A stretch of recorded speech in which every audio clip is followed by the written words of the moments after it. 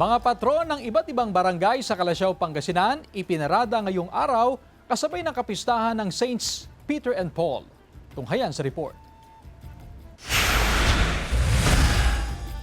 Sabay-sabay ipinarada ang mga patron mula sa iba't ibang barangay sa Calasiao, Pangasinan bilang bahagi ng kapistahan ng Saints Peter and Paul.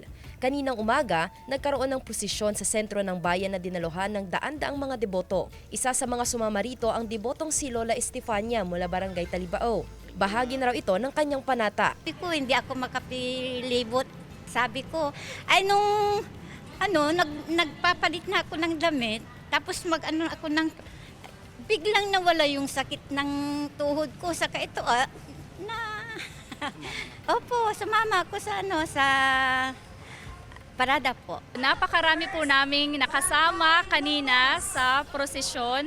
Lahat po ng altar servers ng mga iba-ibang parokya, kasama rin po natin ang ating mga kaparian at ang mga municipal officials sa Calasiao. Matapos ang prosesyon ay idinaos ang misa na pinangunahan ni Archbishop Socrates Villegas.